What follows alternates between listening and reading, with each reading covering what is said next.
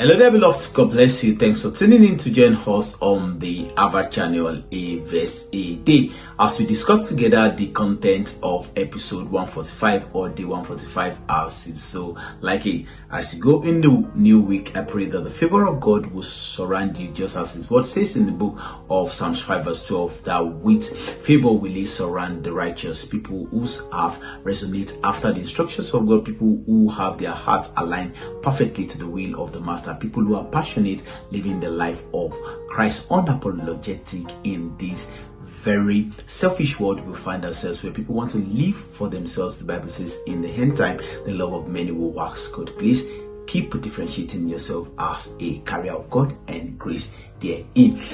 I read from the book of Exodus chapter 23 and verse 30. Yesterday we had looked at it from the standpoint of understanding who God is. When we start working with Him, that is what He lets us know over. He's got time and seasons in His hands. He's not bound by time, so we understand the way He does things. Let's see what He says to us about why He would not do things haphazardly or will not rush things, because He's a God of process.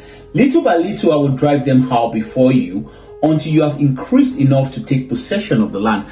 The Bible says in the book of 1 Corinthians 14 and verse 40 that let everything be done in or with decency and with orderliness. That is who God is. He does things for a reason. He's not just called the Alpha and the Omega. Is not just called the beginning and the ending, the one who knows how things will pan out in the future. So you must trust Him because you know Him. So what He was saying to the Israelites in context is that He would not drastically pursue or make all their enemies flee or drive them away at once, such that their land will not be habitable for them, such that evil animals will not come and possess them and possess the land. That He would let it go through a process such that when they're waiting, they are adding value to themselves, because they will behold His image and they will become shining. They would be the people that we have the glory of God. That is why Psalms 3 verse 3 says to us that God is what? He is going to be our shield for us. Yeah, He was a shield unto them, or He promised to be a shield unto them. Before He would allow glory to come, He would first shield you from destruction. He will first shield you from things that might not make you enjoy the best that God has imputed into that season of your life. God will be a shield for me, my glory and the lifter of my head. So God is going to be the glory, because you come to His very presence and you'll be able to carry His presence everywhere you go. Then He lifts you up and people will be able to see that yes, there is He that walks with you. He that is in you is greater than him that is in the world, so that you can take as God's commitment to you.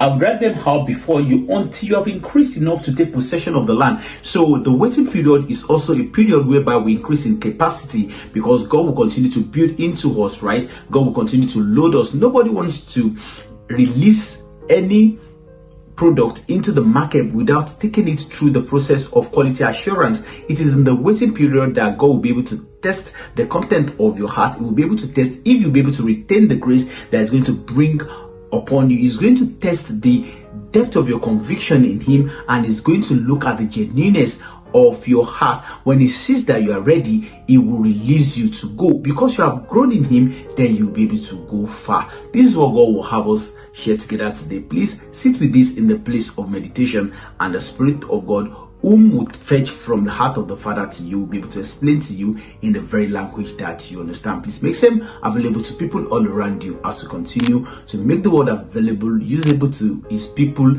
doing it in bits, doing it a verse a day, and of course making it as godly alternatives in the cyberspace. Shalom and grace to you.